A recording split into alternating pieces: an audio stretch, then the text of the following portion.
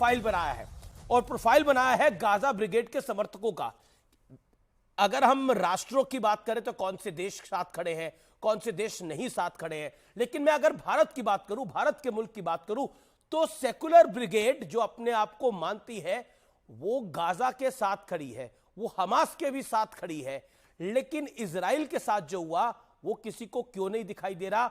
और जब संजय राउत से आज पूछा गया तो उन्होंने हेमंता बिस्वा शर्मा के लिए बोला कि वो जिस पार्टी में है वो तो हमास से भी ज्यादा खतरनाक है। तो आप लोग यानी भारतीय जनता पार्टी हमास से भी ज्यादा खतरनाक है, ये मैं नहीं कह रहा, संजय राउत की जुबानी। देखिए, सबसे पहले तो क्योंकि आपने रूहानी रिश्ते का जिक्र किया तो मैं ये कहना चाहूंगा, इनका रिश्ता आतंकियों से रूहानी, हमारा रिश्ता अपने भाई बहनों से हिंदुस्तानी। अब रिश्ता कौन क्या चुनता है ये तो व्यक्ति और विचारधारा पे निर्भर करता है। अमीर जी, भारत ने अपना जो मत है वो बिल्कुल स्पष्ट कर दिया है।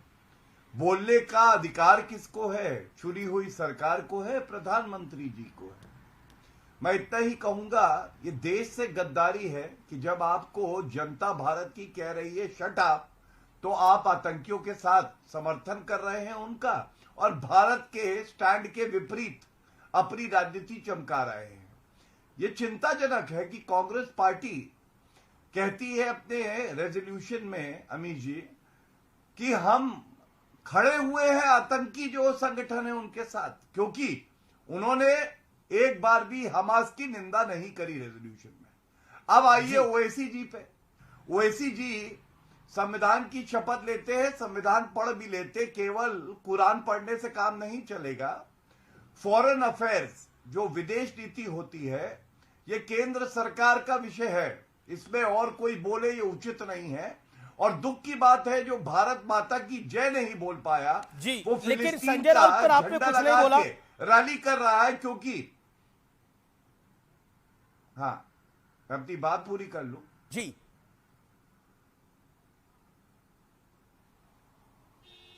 मैं अपनी बात पूरी कर लूं 10 सेकंड। जी जी जी,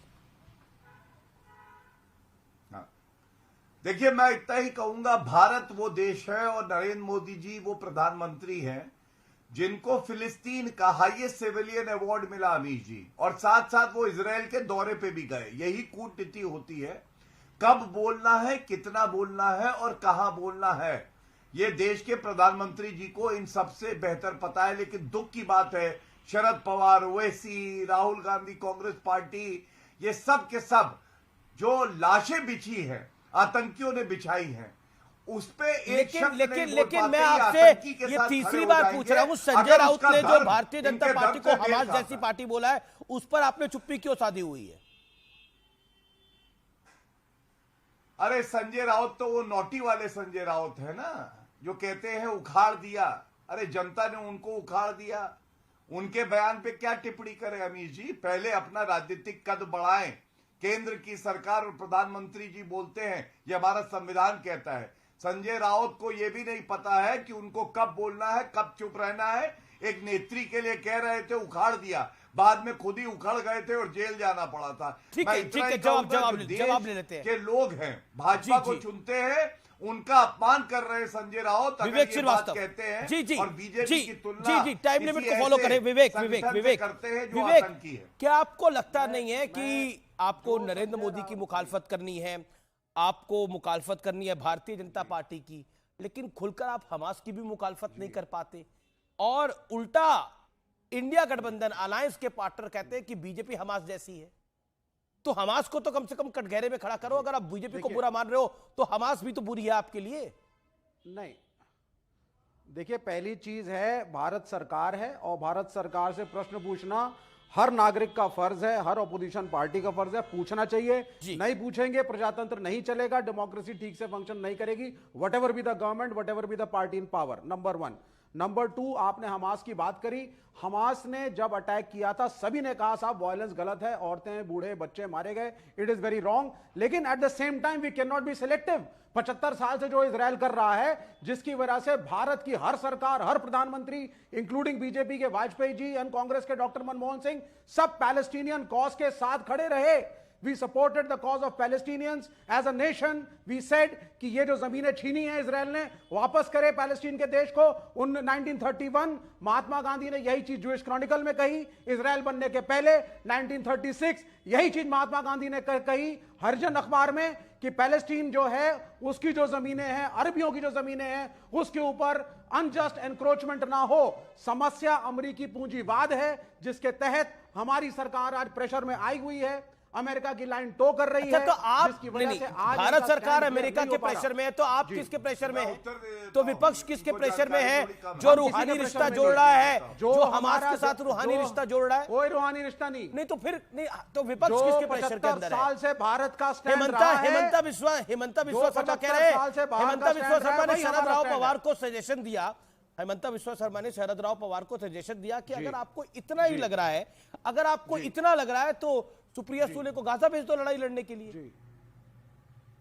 नहीं, अगर आपको इतनी एक, चिंता हो रही है गाजा की, बहुत ही इमेच्योर्ड स्टेटमेंट है। It is an immatured statement, does not befit any chief minister to speak in such okay okay, Gaurav Bhatia Shah rebuttal, आप अगर गौरव भाटिया शाह रिबटल, आपको नहीं भी पसंद, गौरव भाटिया शाह आ रहा है, रिबटल, 30 सेकंड, 30 सेकंड, देखिए, मैं नासिम वकार, हाँ जी गौरव भाटिया शाह रिबटल, 30 देखिए सेकंड। विवेक जी को सबसे पहले मैं ये बताना चाहूंगा, सरकार से सवाल पूछना आपका हक है, आलोचना करना भी आपका हक है और सुझाव देना भी आपका हक है, लेकिन किसी को ये हक नहीं है कि वो किसी दूतावास में पहुंच जाए बिना केंद्र की सरकार से पूछे, क्योंकि विदेश नीति जो है वो केंद्र सरकार के तत्वाधान में आता है। दूसरी बात, आपने 1947 का चार्टर शायद पढ़ा नहीं है। एक रेजोल्यूशन हुआ जिसमें कहा गया यहूदियों के लिए अलग एक देश होगा और फिलिस्तीन के लिए अलग होगा, लेकिन फिलिस्तीन ने यह बात नहीं मानी। और दुख की बात यह है, हमास का चार्टर अमीर जी कहता है सारे यहूदियों को खत्म कर देंगे। तो मैं पूछना चाहता हूं, जो विपक्षी पार्टियां हैं, आपके जो भी सुझाव है प्रधानमंत्री जी को लिख के दीजिए, विदेश मंत्री जी को लिख के दीजिए, लेकिन खुद ही कहना कि नहीं हम इसके साथ खड़े हैं क्योंकि आपका वोट बैंक का इजाफा हो जाएगा, तुष्टीकरण की राजनीति होगी, ये बहुत दुखद है। जी आसिम वकार, आसिम